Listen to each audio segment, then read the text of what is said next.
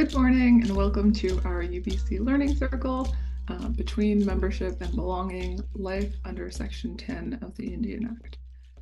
Today's conversation is presented in partnership with the Center for Excellence in Indigenous Health. We'd like to thank the First Nations Health Authority for generously funding the UBC Learning Circle and allowing us to have these conversations. Before we formally begin, I'd like to acknowledge with respect and gratitude that I'm joining you from the unceded territories of the Musqueam, Squamish, and Tsleil-Waututh nations. Please feel free to introduce yourselves and the nation you're calling in the chat box. For those of you who don't know me, my name is Soren Squawkin. I am the Learning Circle Manager. I am Syilx Okanagan on my mother's side and Hickory Apache and Belgian settler on my father's side. And I'll be the moderator for today's discussion. And joining us, working behind the scenes, is Cynthia, our production coordinator, and Kira, our program assistant. They'll be interacting with everyone in the chat. And finally, before we get into today's discussion, I will provide a gentle heads up that the topics covered may be sensitive or emotionally triggering. Please make sure that you're looking after yourself, and if at any point in time you need to talk to an elder, friend, or counselor, don't hesitate to do so. We will have some prompts in the chat for you if you need additional support. Now I'll turn it over to Damien to introduce himself. Thanks. And thanks. It's really nice to be here. Thank you for the invitation. I've been taking such good care of me over the past weeks as we've prepared for this talk. So I just wanted to voice that and thank you for that. And welcome to everybody joining in. I see some folks that some familiar folks and a whole bunch of new folks. So I'm looking forward to seeing where the conversation goes. I'm just going to share my screen here and kind of get into things. And I'm thinking today what will likely happen is I'm hoping that we can talk for about 40 minutes or so, maybe a bit more, and have some conversation and discussion afterwards. So I'll introduce myself in a moment, but just to flag again the name of this is some research that a colleague and I did a few years ago.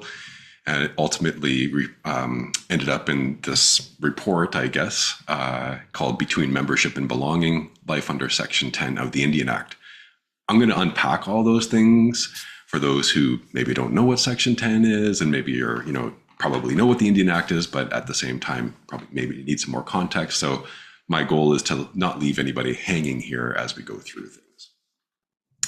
So just to get into a little bit more, this project did wrap up a few years ago, but it did receive generous support from the Social Sciences and Humanities Research Council in Canada. So just a shout out to them. This was, a 2-year project that wrapped up, 2019 to 2020 in there, kind of like when COVID was just starting to kick up. So a little bit about me before I get into more specifics. So my name is Dr. Damien Lee. I am white. I have no Indigenous genealogy ancestry that I know of, but I was adopted into my First Nation when I was a baby. So let me click this here. So I was adopted into Fort William in 1980 when I was just a toddler, and I was adopted in under Anishinaabe law, not provincial law. Anishinaabe law that my grandmother Geraldine McLaren carried. And this picture here is me, my dad, Art McLaren, and my sister, Rebecca McLaren. I have 2 other siblings that are not pictured there. But anyway, there's a little bit about me. I'm also a band member at Fort William. So I'm not a status Indian because of the way the Indian Act worked in the 80s. If I had been adopted after 1985, I probably would have been status. But because my adoption took place before that, it doesn't equate over quite so easily. But kind of like on point for what we're talking about here today, Fort William has a membership code, and it's a Section 10 membership code, which will become much more clear as we go through today. And what that means is that in our case, the band basically wrote a code that says you don't need status to be a member here. We're going to claim those who we believe belong with us.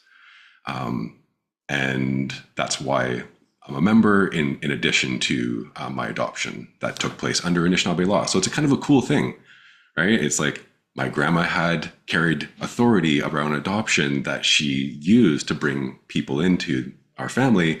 And then in turn, the band recognized Anishinaabe law through kind of like placing names on membership lists and whatnot. So there's a little bit more, and I'm going into that a little bit more than I normally would when I introduce myself, because we're here to talk about band membership, specifically Section 10 band membership. So I'm also a professor at the Toronto Metropolitan University. All my degrees are in Indigenous studies. So right now I'm in the sociology department, but I'm housed there. We don't have an Indigenous studies program there, but I did my master's in Indigenous governance at UVic, and I did my PhD in Indigenous studies at the University of Manitoba. Last thing, I won't go on about myself much more, is I really do focus on the resurgence of Indigenous political and legal systems. That's what I do. And what I mean by that is like those systems that Indigenous nations have unto themselves that are not kind of like wrapped up in Canada, but of course speak to Canada and kind of bump up against things like the Indian Act and whatnot. Okay. Just to give you a little bit more, so Fort William is just on the north shore of Lake Superior, so kind of the middle of the country. I mean, Winnipeggers would argue rightly that that's not the middle, but we're kind of like right at the kind of like in obviously on the Great Lakes. My house that we grew up in is on the shore of Lake Superior. So this is an Anishinaabe community or Ojibwe community. Okay. So, this I'm highlighting a screenshot here from the Yellowhead Institute. This is, the report that we're going to be talking about here today, Between Membership and Belonging. So this is a special report that Yellowhead put out, 2022, and Yellowhead has done a number of special reports over the years, and this is just one among many. Really want to shout out here as well to my my project partner, Gahente Horn-Miller. She's not with us today, but this was a project that we led together. So Gahente is a professor at the Carleton University. She's Mohawk, and I just want to make sure that voice her contributions to this project. The imagery in the report itself was kindly shared with us by Barry Ace. So I just want to voice his contribution to this as well, but I won't be showing much imagery other than just like the screenshot from the report itself. A little bit about why we did all this. I'll get into that. I'm going to kind of introduce the concept of band membership in and of itself. I'm going to talk about Section 10 specifically. So this is really important because it's kind of like a technical thing. But it is a really important thing, and it'll become much more clear in terms of why it's important and maybe some of the kind of bigger issues at play. So I'll make sure to unpack that properly. And then we'll go into project findings. There's 6 major project findings I'm going to kind of bring into this today. My goal is to not get too boring and try to move it along, but within each one of those things, there's much more to be said. So if you see something that's kind of piques your interest and you want to kind of go back to it, please let's do that, because there's much more in each one of these. And I'll just kind of end with a couple small key takeaways that I think are really interesting for future work. Okay. So why would anybody want to sit down and talk about this, piece of legislation that was written decades ago in 1985? And why should we be kind of be focused on it now and be talking about it now? So for those who are familiar with the Indian Act in Canada, a really big moment is Bill C-31. I'm not going to get too much into this. It's its own thing, but it's connected here. And this is really critical because it was a big amendment to the Indian Act that attempted, though failed, to address gender discrimination in the Indian Act. This is what Bill C-31 is very famous for. When you say this, when you say Bill C-31, many people will talk about, oh, that was when, women who had married non-Indians lost their status. And at that moment, the government was trying to like reinstate their status, right?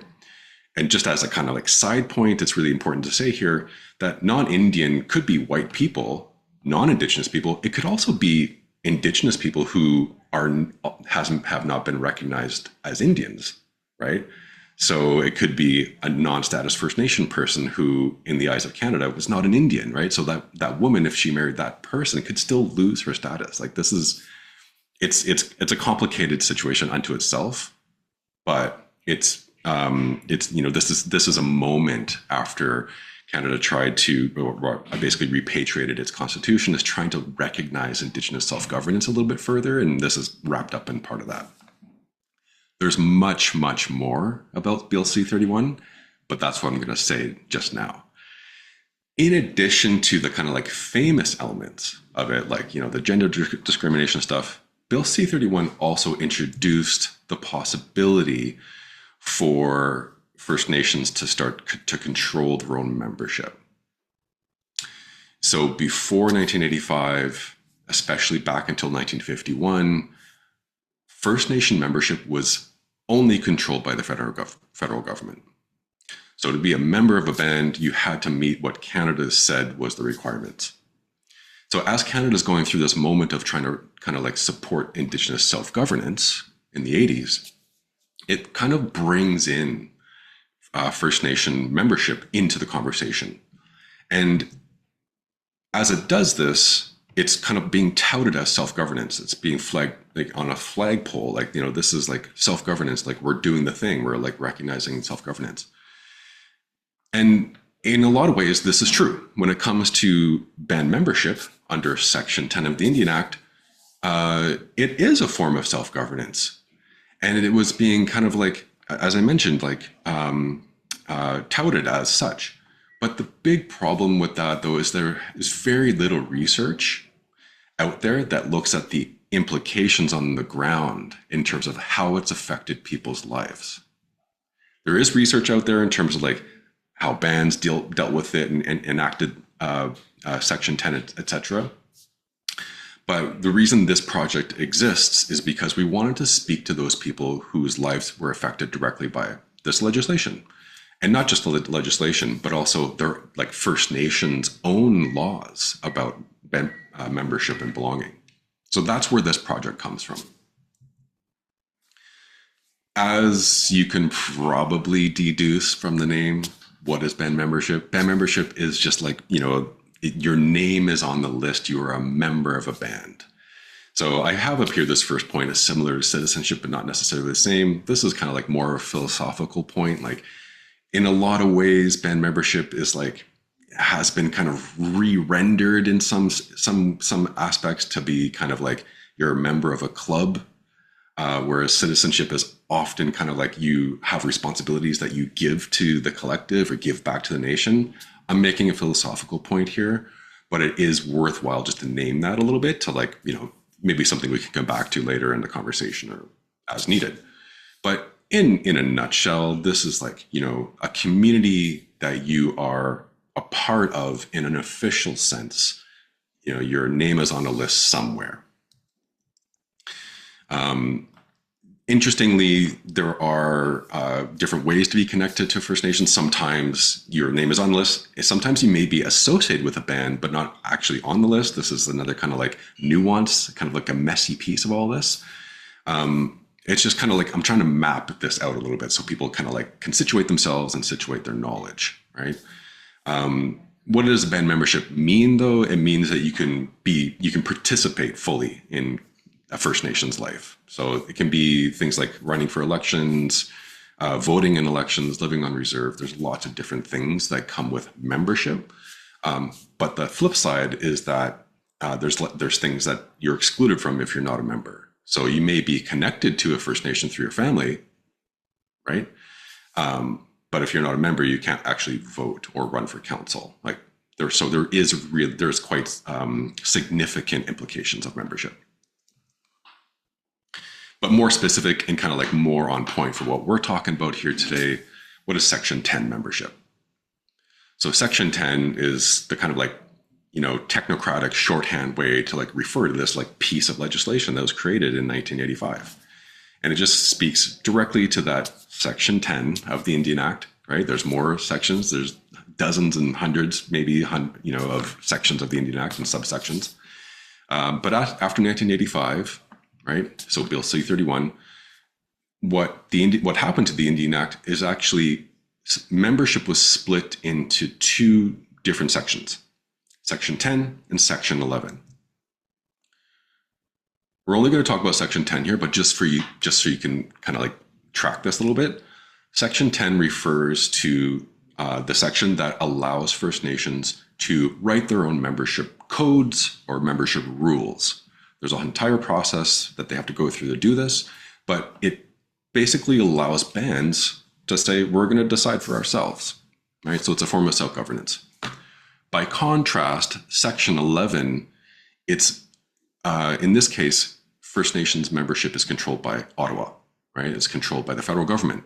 And Section 11 is really just the way it was from 1951 until 85. So like another way to think about this is like Section 11 is like kind of like status quo, like things continued on as they were before 1985. But bands that wanted to take control could do so under a certain formula and move themselves out of that kind of like status quo into Section 10. So you can see already that this is quite technical, like we're talking about this like, minute pieces of legislation, but it does matter, and it will probably matter more to certain people who may be from a community who has a Section 10 membership code, or their communities may be thinking about enacting a membership code. So if what I'm saying to you is making your kind of like eyes glaze over and you're falling asleep, I get it, right? This is like technocratic stuff. But I'm assuming there's people out there that maybe want to hear this because they may be engaging this in some ways. So critical point, there's more than 630 First Nations in Canada. I think it's 634 right now. I could be wrong on the exact number. But what we know is that about one third, just over one third of the First Nations in Canada wrote their own membership rules under Section 10. Right? So another way of saying that is there's 2/3 of First Nations out there that the only way to be a member is if Ottawa says you're a member. And then there's about a third out there who, it's really up to the band themselves. So this is just a quick map of these are Section 10 First Nations. So the blue, don't get too worried about the difference between the blue and the red here. The blue are First Nations that have Section 10 membership codes. The red dots are those that have self-governance agreements. This is a bit of a nuance because in most self-governance agreements, there's citizenship criteria. But the reason they're included here a bit is because some of those communities that had Section 10 membership codes and that eventually enacted self-governance agreements, so they kind of like transitioned away from it. We don't need to get too worried about the kind of differences here. It's just, it's just going to give you a look. Like, where are communities that do this? And you can see, right? They're across the country. Another little bit of a shout out here is that there's a project website. I will be posting this link later, hopefully in the group chat here. But what we did as part of this project is we actually submitted an access to information request to the federal government to get copies of all the membership codes. So this is a big deal because a lot of First Nations don't post their own membership codes to their websites. And if you go to this site, and I can share this later, all the codes that are on file with Ottawa are available here. One caveat, though, just before I kind of move on, is there's no requirement for First Nations to send updated versions of their codes to Ottawa. So some of the codes on this site may ultimately be out of date, but that's okay, right? Like this is just, we're doing what we can with the available information. Like I said, I'll come back to this later though and share this link. So in terms of getting a little bit more into the specifics, there's a couple like interesting things that happened with Section 10. So these are like factoids. So, if you're part of a First Nation that is interested in controlling its own membership, there's a couple different ways that can happen, but bands can still submit membership rules or codes to Ottawa for approval. So there's still a possibility to transition into Section 10 if that's what your community wants. Really interestingly and quite importantly, there is a very broad latitude in terms of what First Nations can do in terms of writing their own rules. So the little image you see on the screen there, Indian band membership, this is the pamphlet that Ottawa sent out to First Nations in 1985 to say, like, here's some kind of like things to consider and some rules you have to follow. But there's really limited requirements that First Nations have to observe when enacting membership codes. There's a process version that they have to follow, but more important to right now is how they write, like how they determine qualification for membership, the criteria for membership. There's really kind of like very few. So two big ones are First Nations cannot bar people who have acquired rights for membership. What that means is those women who were reinstated into status and should be a member, like a band cannot discriminate against them, right? So they have those acquired rights and they're protected in their membership codes. Those people who were members before the band took control of its membership are also protected, right? So like band can't write a code that removes people who are already there. But aside from that, and aside from a few other smaller bits and pieces, bands could write whatever they wanted in terms of membership. And they did. Of the 240 or so band membership codes out there, there is about 240 very different ways of doing membership. It's a bit of an overstatement. There are some similarities regionally, like depending on how bands were talking to each other in terms of what they thought was important. But really, they are quite different across the board. So if you get your hands on a membership code that's maybe, from Ontario, there's no guarantee at all that it's going to work in like Saskatchewan. Right. Or like in terms of like, it's not going to describe the scene in like British Columbia. You have to really kind of like focus on the particulars. And that's interesting because we'll come back to this later in terms of like some of the problems, but also some of the, some of the ways in which membership has been kind of like imagined now as it's being controlled and defined by First Nations themselves. Okay, so in terms, kind of like another interesting factoid, in the kind of like lead up to creating Section 10, Canada had to basically negotiate with some of the First Nations. First Nations were really concerned that they were going to get overrun by people coming back to the reserves, right? Just even in terms of like, if you think about it, like infrastructure, like we don't have enough sewage capacity to manage like if people inundate us, right? Like even just like that alone. So Canada actually made a bit of an allowance here. This is interesting and important. Canada said that, for those communities that write their codes within 2 years of us making this law, so within 2 years of 1985, if they chose to, they could bar the descendants of women who were reinstated. Okay, so this wasn't kind of like broadly utilized, but it's an interesting thing in terms of like the negotiation that's happening here.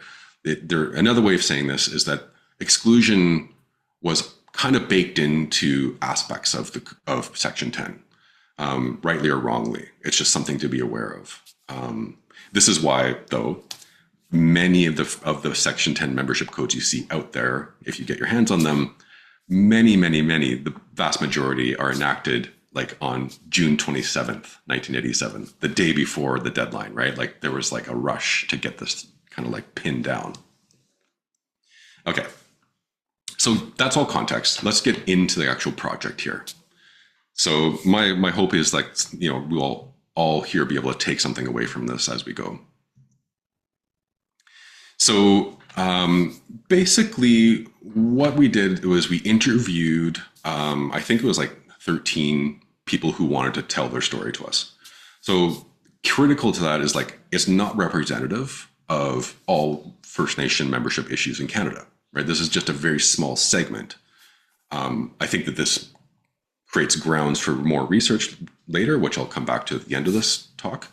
But just to give you a sense, like this is like, people who were, I don't know, I'll even go as far as saying brave enough. This is can be quite risky business to talk about these things for those who are fighting with their own communities to, belong and to kind of like draw attention to these issues. So, we spoke to those who were willing to talk to us. And what we found is that there's kind of like two major kind of like categories of findings, but then some more specific stuff around like the impact. So the first major one is like kind of like the nature of Section 10. How are like communities and people thinking about what band membership means under this law, Section 10? So I'll talk about those in a minute. But then I'll kind of like wrap up the talk by talking about impacts. So the impacts kind of fall into four major categories. So health, kinship, economic impacts, and social impacts. I'm going to go through each one of these and I'll wrap up. So just in terms of the first kind of like the nature, right? So a review of the available membership codes that we got from Canada show that there really is a kind of like a reproduction of kind of like stereotypical notions of indigeneity in the codes themselves. This is not monolithic. There is a very broad range of First Nations view their membership codes differently, but there is a pretty heavy emphasis on making membership contingent on Indian status. There is at times emphasis on meeting blood quantum requirements. So 50% is kind of common. There's at times you'll see 25% blood quantum. And this is quite interesting if you think about it. So in the Indian Act, there's no, so sorry, let me say it like this. In creating Section 10 and creating Section 10 membership codes, bands were not required to do this. There was no requirement for them to say, oh, we have to make membership contingent on status or blood quantum or other versions of, kind of like recognition-based indigeneity. But some, depending on the kind of like criteria, there were bands that did so. And so that's really interesting. It kind of raises questions about like, well, what's the role of recognition from Ottawa or Canada in First Nations membership, when in fact those bands had full kind of like latitude again to write codes any way they liked. So it's just a kind of observation, right? Others, as I mentioned here, others also kind of like separated themselves from these criteria, status or blood quantum. Sometimes you'll see things like people, members should be, aware of the customs of the band or have a degree of knowledge about language, right? Like, Anishinaabe-Moan or, an indigenous language, whatever the case may be. So there's a quite fluid kind of range of criteria here. But just kind of like to like paint a picture for you in case you haven't looked at all these codes, like these things kind of show up, right? There's a fear about the floodgates. I mentioned this earlier, a few minutes ago, in terms of like, communities being inundated. And what this kind of like shows up in different ways is there's kind of like membership is reconceptualized as a burden. Not in all cases, but especially in those communities where it's maybe like lots of money, like say like, natural resources revenues, or maybe some sort of like major infrastructure project. There is some element here in terms of like, we have to control our membership list because there could be people showing up who are trying to access these resources and maybe wrongfully. And that's, I think, a valid concern. Like people, like we're living in a colonial environment. There are people, their pretendianism is real. Like there's maybe people out there who will want to like access things when they shouldn't have access, right? But what it does though is it does kind of like reconceptualize membership away from like a citizenship uh, conceptualization where it's about being part of a collective and kinship and giving back to your nation.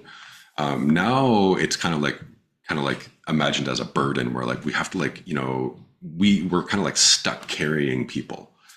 Again, this is not across the board, but I think it is kind of like an element of what's happened through Section 10.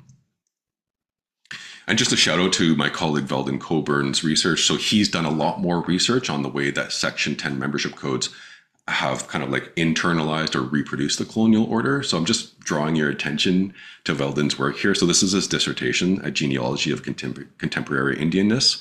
So, this is through Queen's University.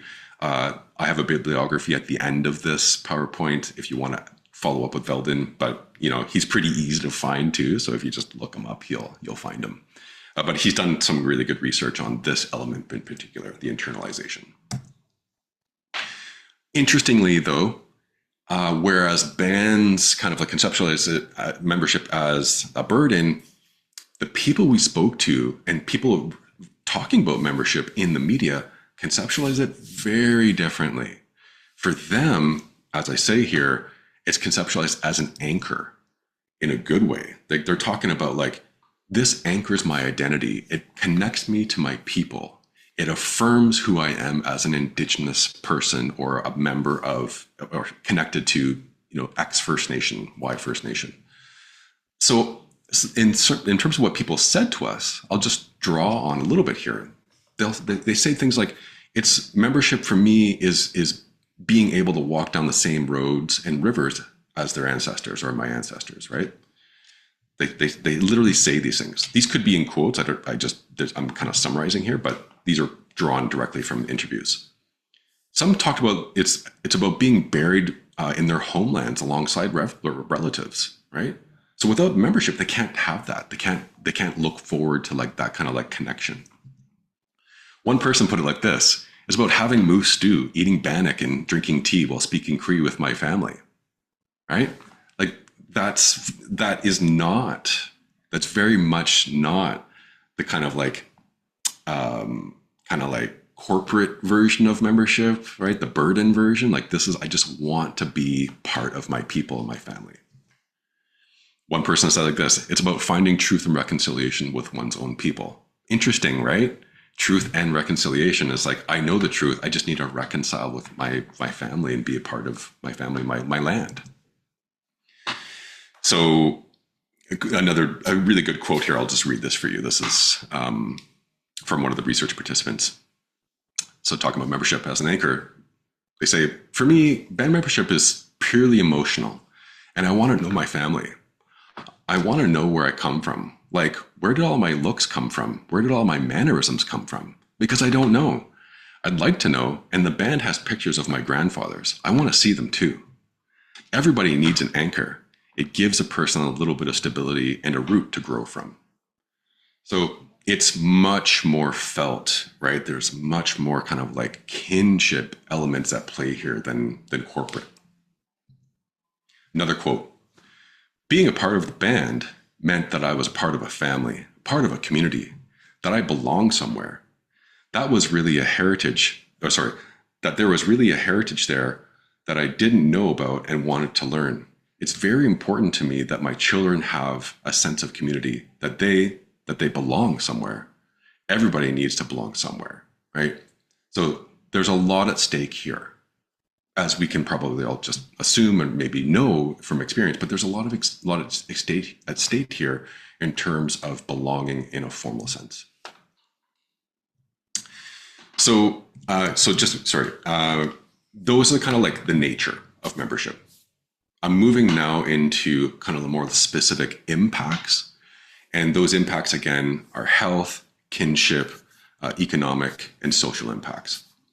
So in terms of the health impacts, we saw impacts in the participant stories that relate to emotional health, mental health, physical health even, right? So for example, one person was saying, fighting with my own band, and in some cases fighting with my own family members who are on chief and council, it really leads me to experience a lack of self-esteem. Like, I know I belong, but I'm basically being told by all signals that I don't belong. And that's just really was really damaging to this person, right? They were really kind of like feeling quite depressed about it when we spoke, right? Like, this is just one pulling one small quote here, but like, I remember this conversation.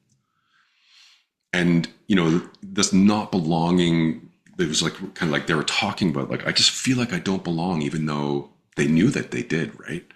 They knew that their parents are members, their grandparents are members, and because of certain aspects of the way the membership code was written, is they weren't being put on the list, so they weren't welcome there in that community. One person said that because of all this, that actually was affecting their sense of like developing boundaries. Like they were having trouble like knowing how to like set their own boundaries as a person, just as a human, because of constantly having to fight with family and community, being pushed away. Like, it really kind of messed with their own sense of boundary making. Not surprisingly, people spoke about being angry, right? People were really upset of having to fight for decades in some cases. Like, some people I spoke with were elderly, and they had been fighting for decades by the time I spoke to them, right? So they're rightly and not surprisingly angry. Others spoke about being depressed, right? Like, this really does, I've experienced this. I experienced my relationship with my band through the spectrum of Section 10 membership. I experienced it as a form of depression. It's really depressing me, right?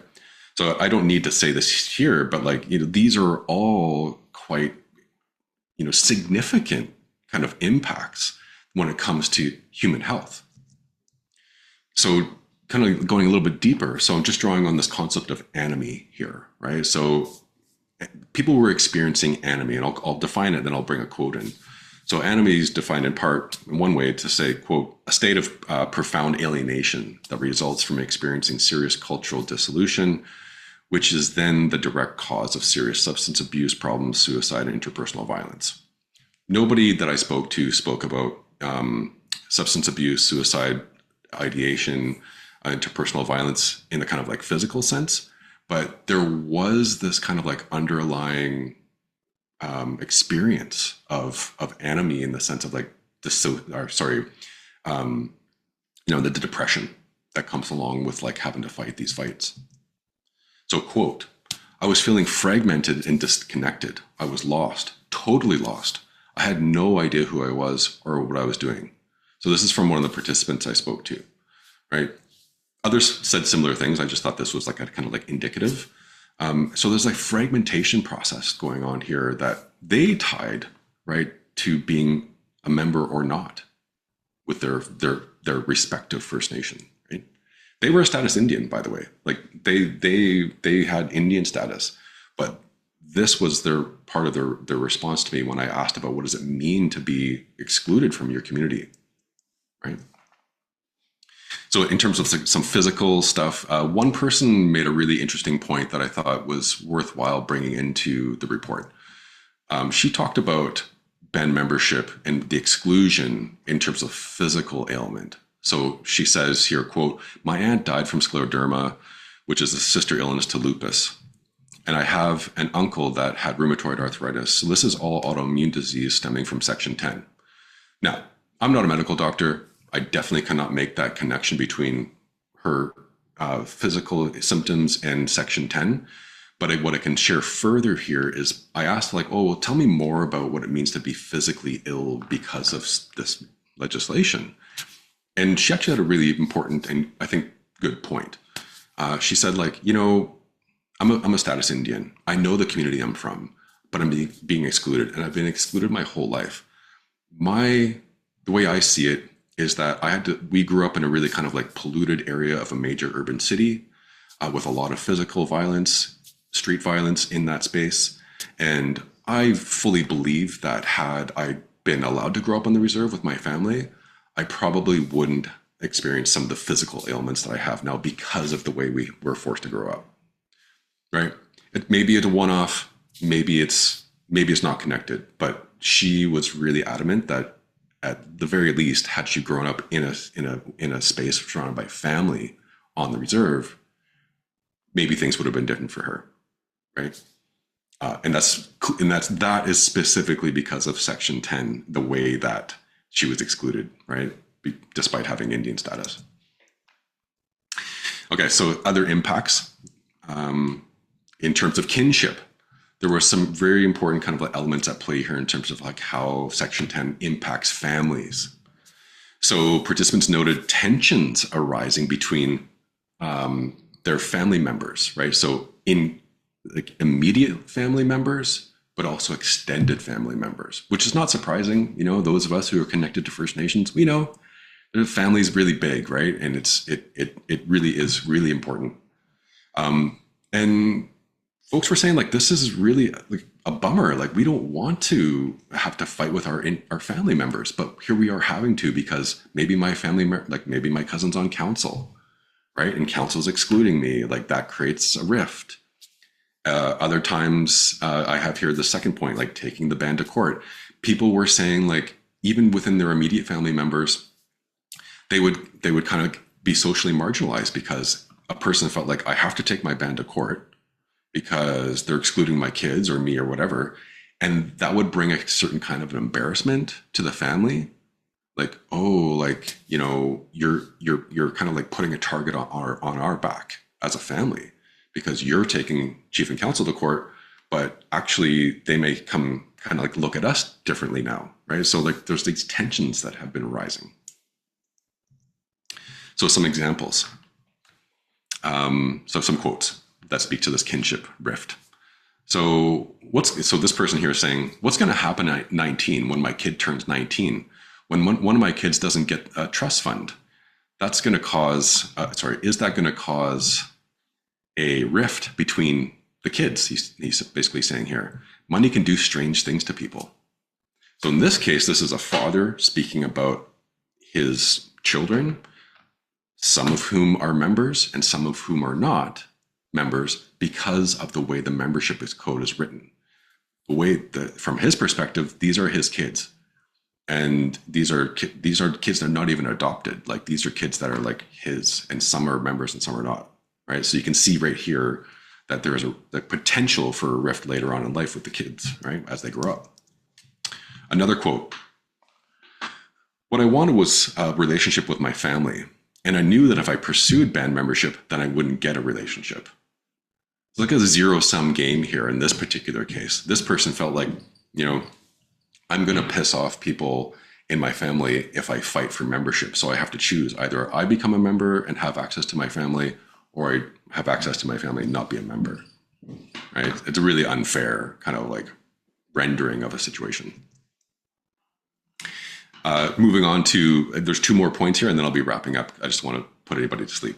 But economic impacts.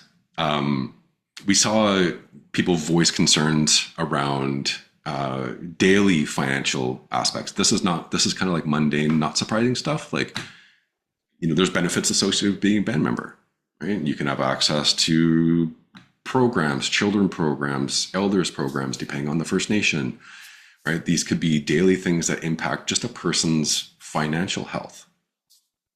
I just want to stress that band membership is not only about benefits, as I was mentioned earlier, but it does have some benefits to it in terms of finances. And that's just part of the way of membership works, right? So some people were talking about like, this does impact me financially. There's a deeper thing though. Those people who felt like they had to fight in court, they took on serious financial burdens to do so. So going through a legal system costs thousands and thousands of dollars to get even into court, never mind continuing through a court process, right? Lawyer fees, court fees, etc. And so this is one quote. There's other quotes, but I'll just draw this one here. They're talking about this. They'll say like, and this is the thing, I'm still paying off their court case. My relatives put up $50,000 for us up front to our lawyer. So we're slowly paying them back. And in this case, this person, the way that they were paying back relatives was doing like weekly or monthly chase the ace draws, like, rendering like two, three, $400 at a time. And that's how they're paying back this 50 grand. Like they're going to be doing that for a long time, right? The point is, there's a lot, there is economic impact here that goes beyond just the simple day-to-day stuff. Like, do I have access to like, meat hampers through the community? It's like actually trying to hold people to account can be quite expensive for some. And then finally, this is the last impact, and I'll wrap up with some key takeaways. Some also discussed the way that their communities were using Section 10 membership codes to neutralize political dissent. And this was interesting. One, they made three allegations across, like this is not one person, there's three allegations we detected. One person said, like, actually, I am a part of a hereditary family, like a hereditary leadership family. And I believe I'm being excluded from membership because the people who have political power in the community are not part of a hereditary family. They get their power from the Indian Act. And so there's kind of like a suspicion there about like, am I being excluded because my family actually has power under our own governance system? One person also said, like, I was raising concerns about environmental issues. So in this particular case, there was an infrastructure project that was coming through the band's community, the traditional territory, and they felt strongly that they were being excluded from membership because they were calling critique to a deal that could be made that could bring in money. The third kind of allegation we saw is that one person said, like, we were raising critique about spending practices at the band, and suddenly now we were kind of removed from the membership list. Again, I'm not a judge, I'm not a lawyer, I'm not saying these are the facts. These are what people told me when I asked them, like, what are the impacts of Section 10? And this is their truth, right? So I want to respect that as well. So others kind of like pointed to sexual discrimination based on sexual orientation as well. So these are in the news. These next little two examples are drawn from the news. In one particular case, there was a two-spirit father who needed, because of the way his band's membership code worked, when a membership application was being submitted on the basis of paternity alone, that person had to also include a DNA test.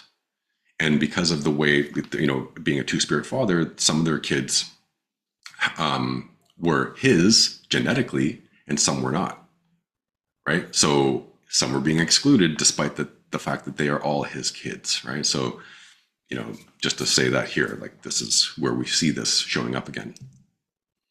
In another example, there's two-spirit mothers, so two women have a child, and they were basically saying that their band was discriminating against them by refusing to put their child on the band membership list. They were members, but they weren't allowing the child to be members at the time. So this is a quote from that situation.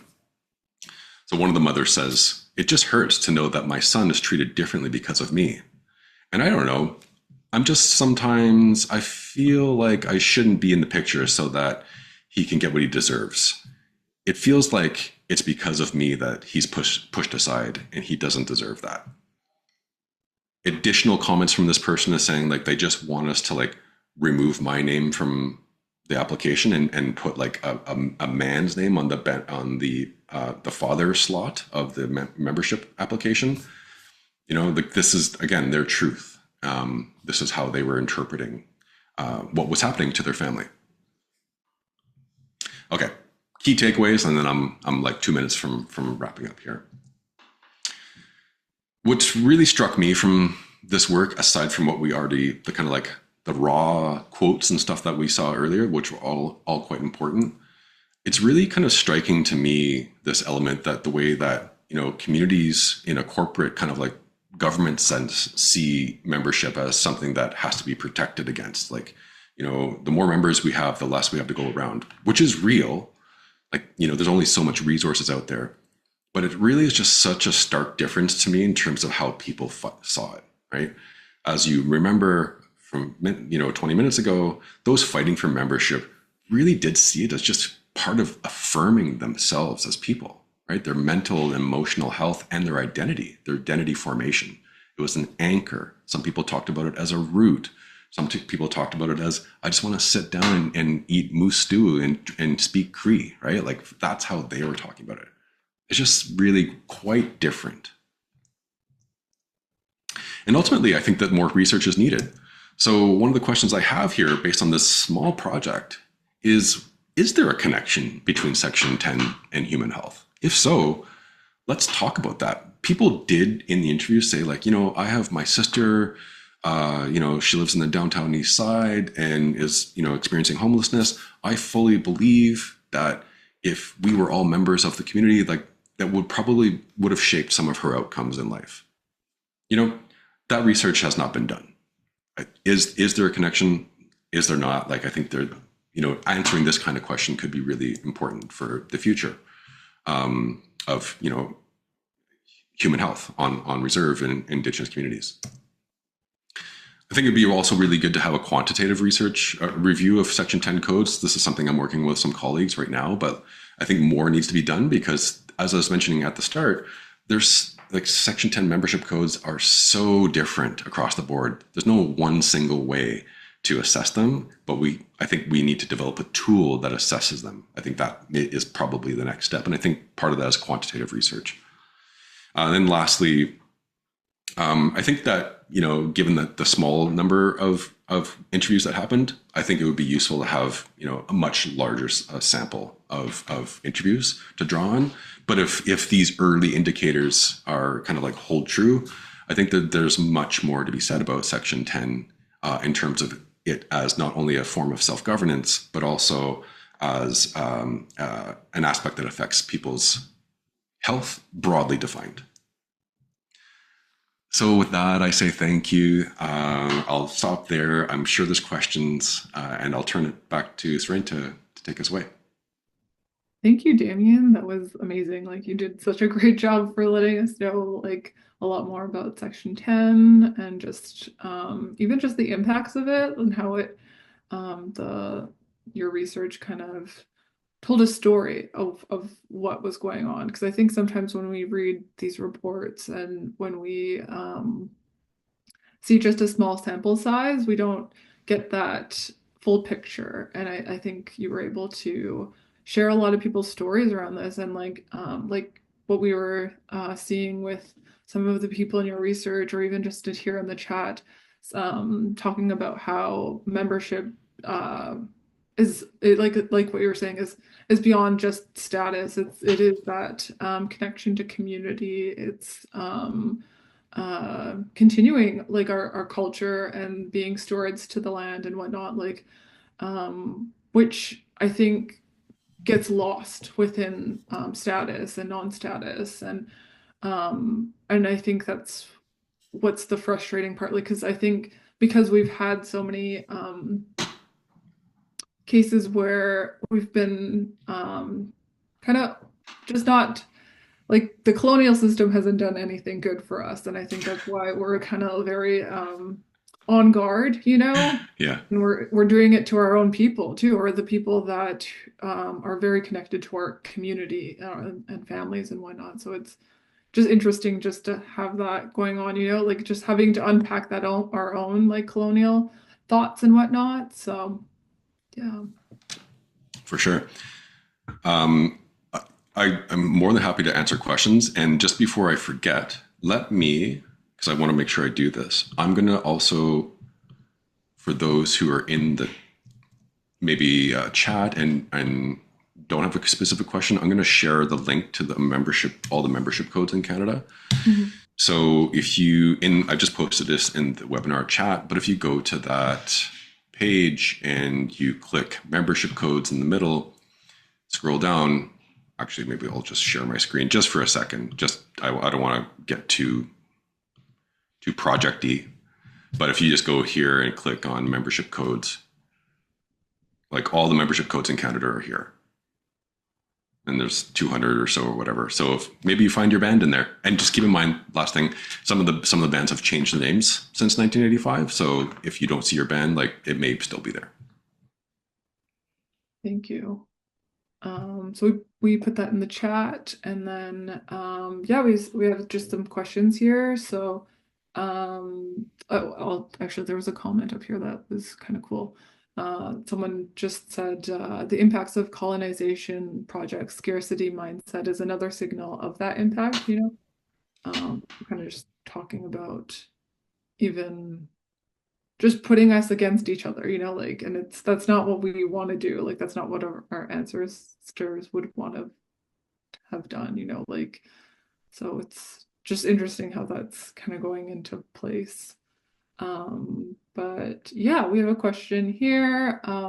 It just says from someone, why aren't there any communities in the blue/red dots in what is currently called Quebec and Newfoundland areas? Yes, good question. So there are some, but if you let me just see here, going down. So there are actually, I'll share this screen. Sorry, I should have anticipated that question. But so on the screen now, you should see the membership codes that I posted a minute ago. So you see here in what we have is 4. So good question. I actually don't know. So under Quebec here, you see that there's these 4.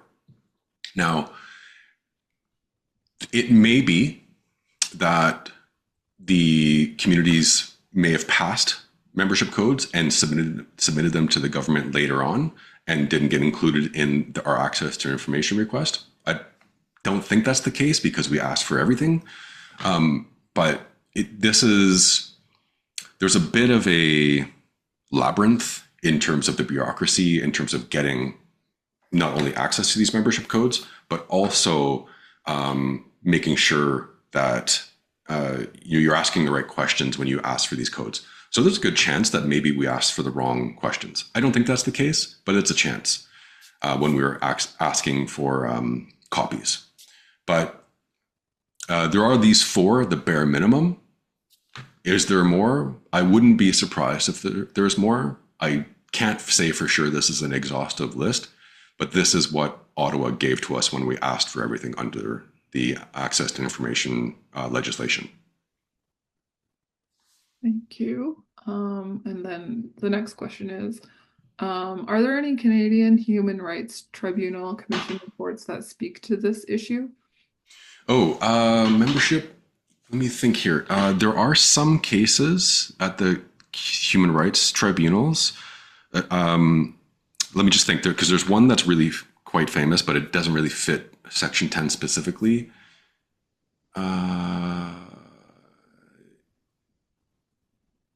I don't believe so. Sorry, I think there are some that were getting closer to it, but I don't know if they actually were decided. And this is not because I didn't do the research. I actually think that there are some that were about to get to that level, but then were settled, right?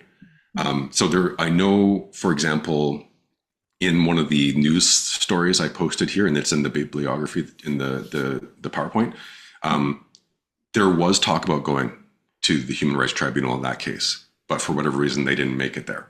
So anything can happen, right?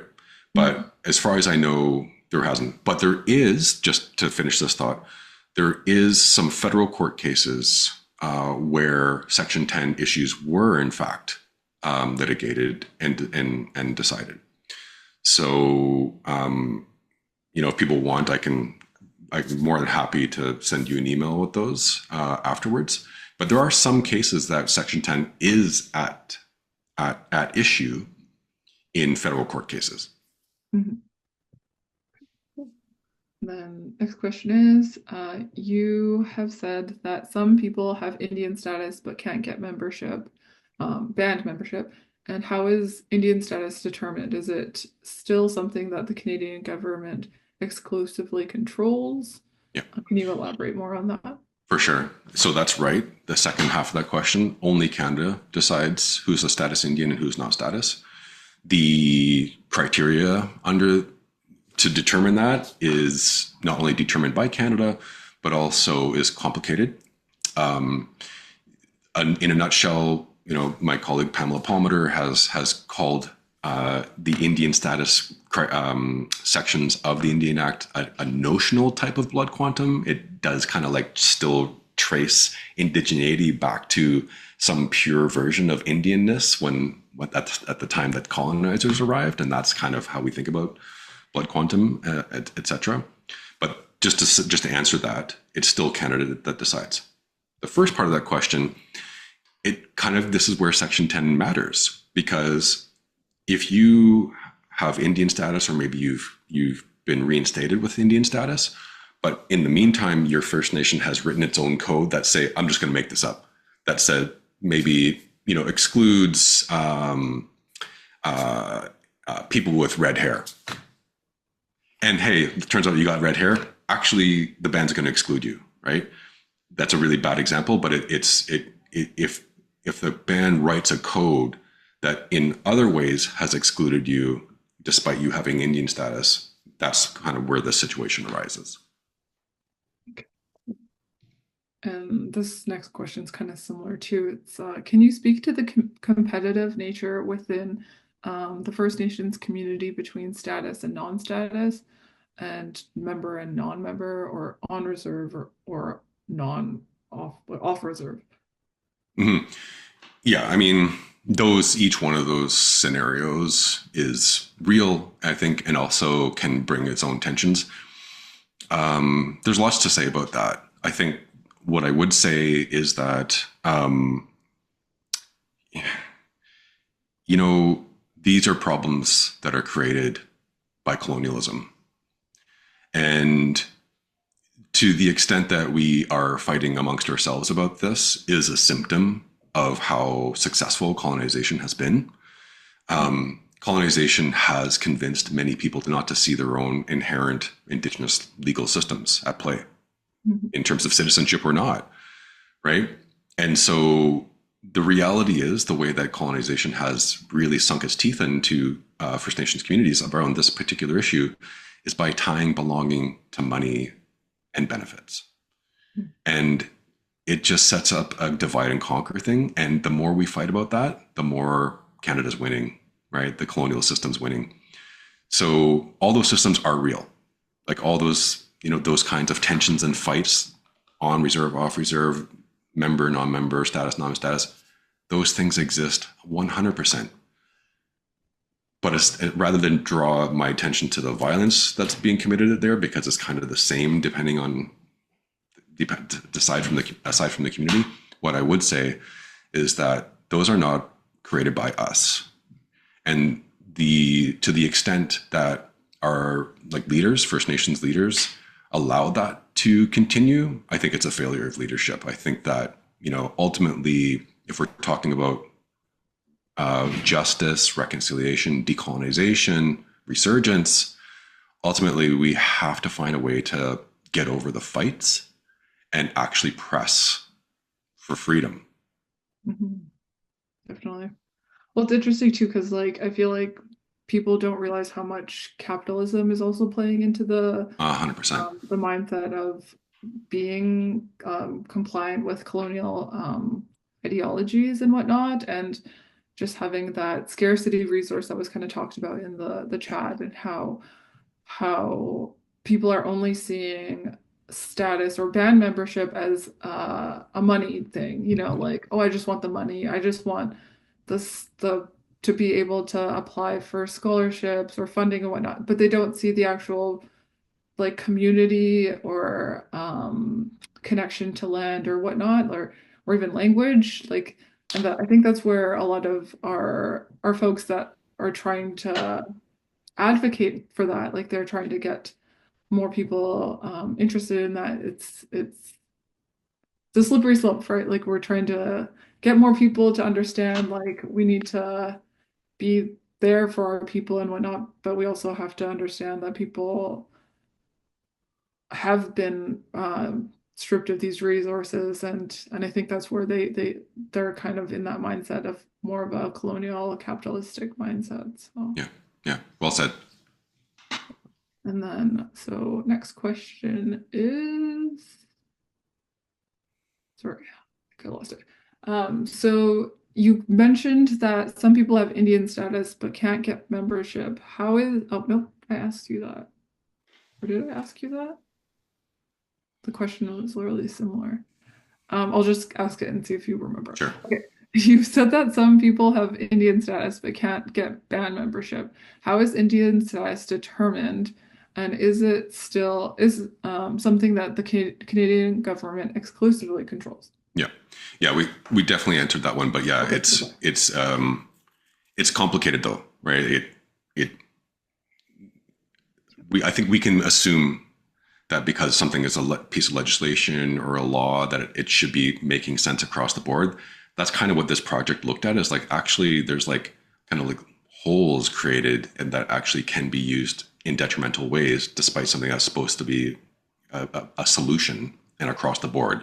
You know, nothing's perfect, and I think that's one of the reasons why this project shone a light on those people who are experiencing these problems despite Section 10's goal of achieving self-governance. Mhm. Yes. The next question is, how do people feel conflicted and struggling with Section 10? Like, what would you phrase the research more? How would you uh, phrase the research more specifically? Like, do you find that people are more conflicted with Section 10, or do you find that they're more excited or compliant, or like, what are your I overall think thoughts? I think overall, let me say it like this: I I don't have any examples to draw on where someone says this is a bad thing, like the idea of control. I think everybody can fully understand and buy into, like, you know, First Nations controlling their own laws, whether they be citizenship or land or elections or whatever, um, is a good thing, right? I think that can be a good thing. And no one's ever said to me like, "Oh, we should revert back to having Ottawa decide for us." Like once they've entered into Section 10 membership, no one said like, "Oh, this sucks. Let's go back to having Ottawa decide for us." No one's ever said that to me. Where we can nuance this conversation is to say like colonialism is not a black and white thing, right? It's really easy for us to say like, oh, Canada is the colonial party here, and everything that Canada does is going to produce some sort of colonial violence. You know, I don't think that's totally true, but at the same time, that's an easy kind of thing to say. It gets much more complicated, and it requires a lot more attention and nuance when we realize that colonialism works through us, right? Like we uphold colonialism too, and so do communities, and so do First Nations leaders, and you know, even elders, like different depending on the particular situation. You know, colonialism can move through us as well, and that's where it becomes tricky, right? It's easy to say like, oh, Ottawa, like you're the way you construct Indian status is dangerous and violent. That's easy. It gets a lot harder when you gotta like argue with your own cousins, right? Or like your family members who may be on council and they believe that some of these things that ultimately exclude other people. That's Mhm. hard. Mhm.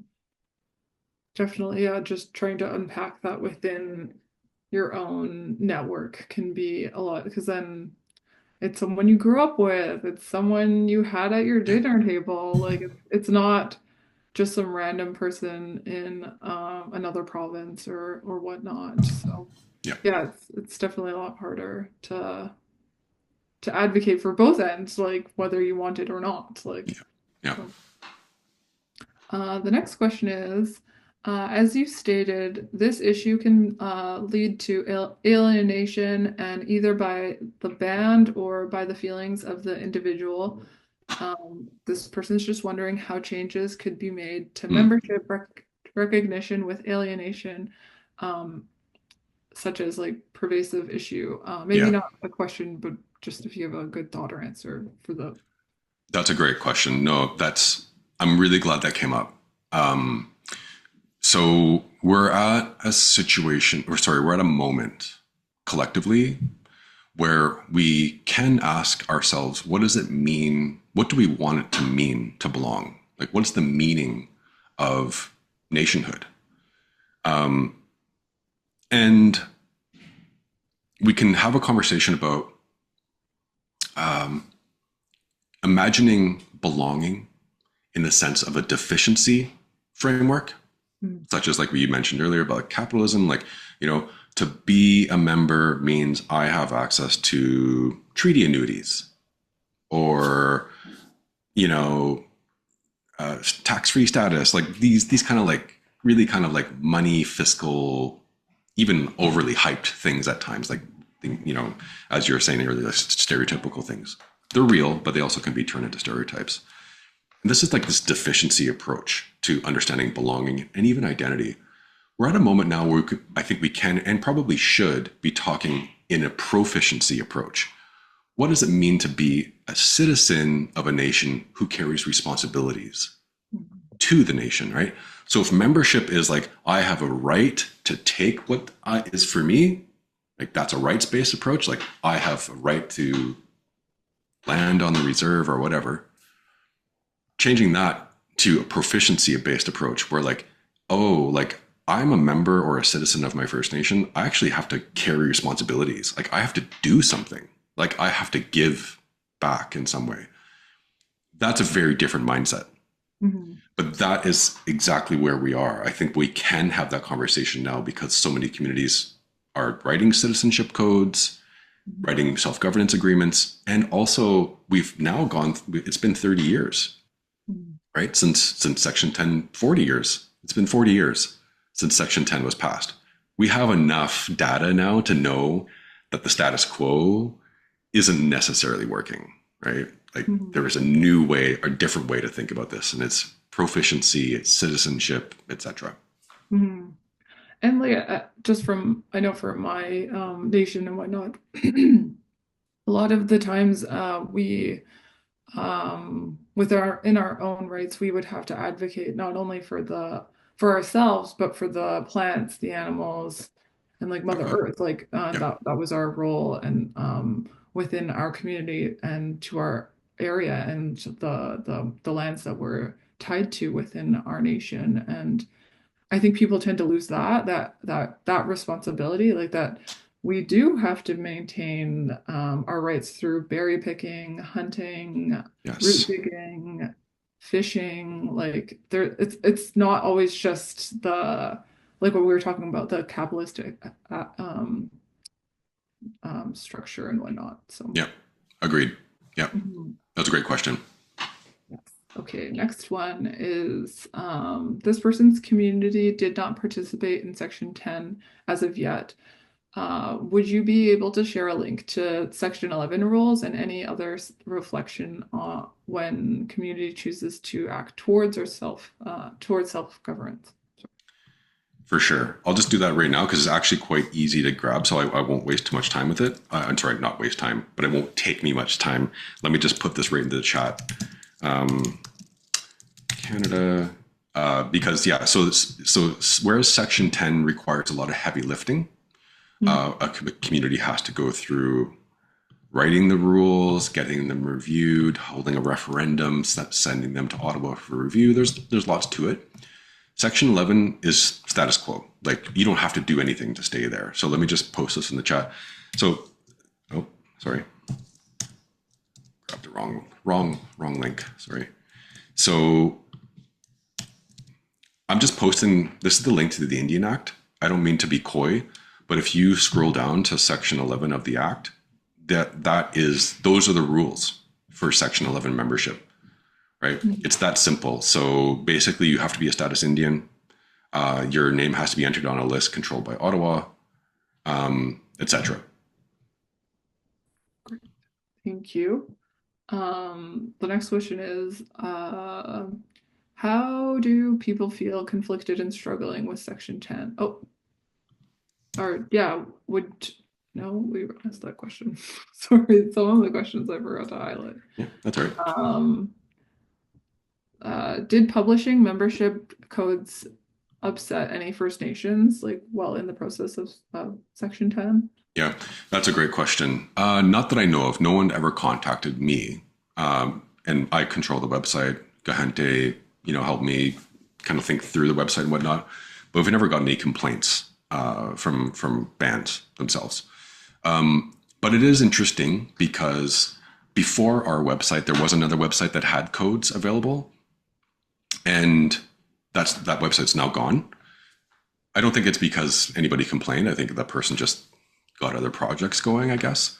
But what it is interesting about that, though, is I do know of situations where people were trying to get access to their own membership codes from their bands, and their bands were refusing or weren't sharing them or have some other reason to not give them out. And it was through that other website that folks were actually, for the very first time in their lives, get access to their own membership codes, right? So I want to be really careful to not paint all First Nations with this brush. There are First Nations out there that do post their membership codes to their own websites publicly. You can go find them right now. And I'm sure that many also share their codes with their own members. But there are instances where this kind of thing of posting the codes to the websites, for some people, it was the only way they could get a copy. Mhm. That makes sense. So the next question is they're just wondering, isn't blood quantum just another way of describing descendancy, thus a familiar connection, as opposed to race, is a given primacy? Yeah, yeah. It's blood quantum in itself is quite complex as a concept, both like as a kind of like bureaucratic tool, and also as a semiotic or kind of something that holds deeper meaning about what it means to identify and belong with a nation, right? So I think there is definitely truth to that point. Like, isn't blood quantum just another way of identifying like a genealogy? Yeah, there it has been used in that way in the past, and in the U.S. there are some communities that say like that have moved away from blood quantum, but now require tribal blood quantum or tribal blood lineage. So instead of saying like you have to have 51% Indian blood for us to accept you as a member or a tribal member or citizen, you have to also, or instead, you have to prove that you have 51% blood from our own families. So there's lots going on there. Blood quantum, in its kind of basic element, though, tends to be a kind of like a pan-indigenous concept. It's like if you can prove any indigenous ancestor anywhere in your family tree, and you have over a certain threshold, whether it be 25% or 51%, 50% or whatever, then you're Indian enough to be considered a tribal member or whatever. That's Within typically within Canada, though, not.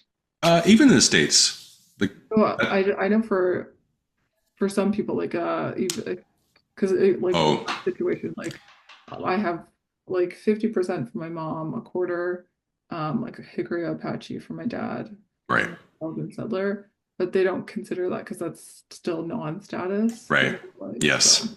So even that example, you can see it is kind of a funny. It can be really kind of like complicated concept. The Mhm. one thing I'll say about blood quantum, though, aside from all this complexity, and that person's question is not wrong. Like there is truth to that. Blood quantum itself comes from slavery, though. Like it's a concept that was designed to control, emancipated former slaves from accessing property and political power. Like that's where blood quantum comes from. It was transposed onto indigenous nations because it works so well to control formerly enslaved people. And so, I'm not saying that for that reason alone, like nations need to get rid of it. Like maybe there's reasons to uphold it and use it. I'm not the one to say that. But if we're going to be honest about where it comes from, right, it has a pretty violent history in its genesis. Mhm. Yeah. Yeah, I know even like with my like dad's tribe in the States, it is specific. Like you have to have, I don't remember, it's like a weird fraction of like indigenous for that to count as like a tribal member on that side. So it's just weird how very specific and whatnot they want to get into. Yeah. Um, the next question is, I guess it's more of a comment. The comment is, a lot of the complexities of this issue, including the direct impacts on people, are tied to the consequence of colonialism, with it non-traditional systems of government and financial considerations, etc. Hard to find solutions for everyone in that environment. Still, it would be great if the accommodation could be found when possible. Mhm. Yeah, it's super complex, and ultimately the conversations like this need to keep happening because the more research we have on these deeper connections and deeper frameworks, I think really do start to kind of like bring these issues to the fore, that we can have a deeper conversation that hopefully makes things, promotes some sort of decolonization if that's possible. Mhm. Um, there's a really good comment in the chat I just caught from Yeah. Catherine about Quebec codes. So the code that's posted there from Ganawage is really interesting. There's a reason we didn't include Ganawage in our research. As far as I know, this code is not a Section 10 code. It's actually outside of Section 10 and outside the Indian Act. So that's, I mean, it's interesting. And correct me if I'm wrong, Catherine, because I looked into this quite closely, but maybe things have changed in the last couple of years. But we were conscious of this, of the Ganawage law. But when we looked into it, what makes it so unique is that it's not enacted under Section 10. It's not enacted under self-governance legislation, and it's also not enacted under Section 11. What's really great about it is that it's enacted under Mohawk law, right? The Indian Act is not the only game in town, and that's a really important nuance here. Just in terms of a project, just in terms of research design, like really boring methodological stuff, we could only talk about Section 10 codes because then we're able to talk about them with certainty. It would be really cool to look at a project that looks at membership codes or citizenship codes that are written outside of Section 10, outside of 11, outside of self-governance legislation. But I just want to respond to that point, Catherine, because you're right. That law at Ganawage obviously exists, but it exists in a way that we just couldn't include in the project. Mm-hmm. And the next question is, are First Nations on board in regard to this research and future ones? I think just from what we're getting through the chat and questions, a lot of people seem very interested.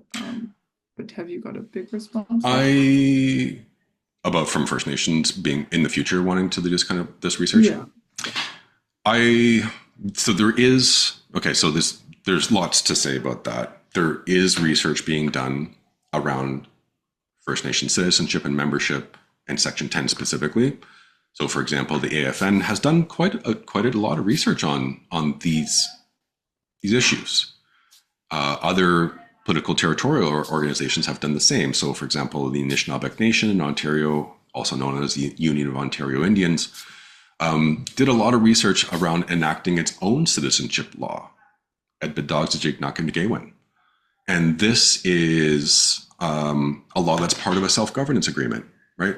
So First Nations are, what else is, like, it seems like membership and citizenship are probably the most important issues that we all talk about when it comes to First Nation issues, in addition to other, I think, but it kind of tops the list often.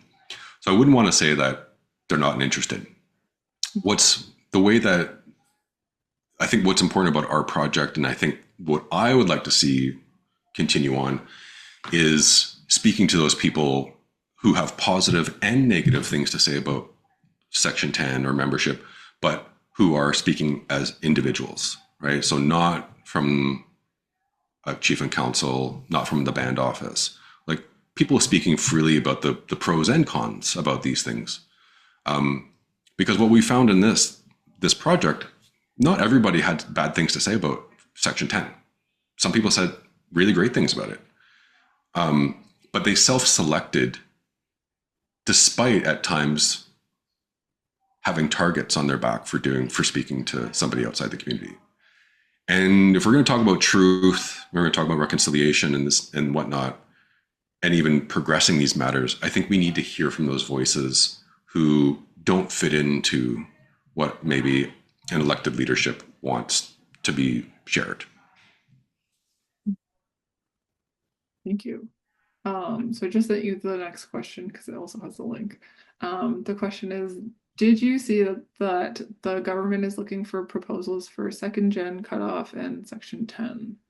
So, Yes, yes, I did see that. As far as I know, like we thought about submitting something for that, but if I'm not mistaken, they were only accepting proposals from bands directly. I could be wrong, or maybe large political territorial organizations.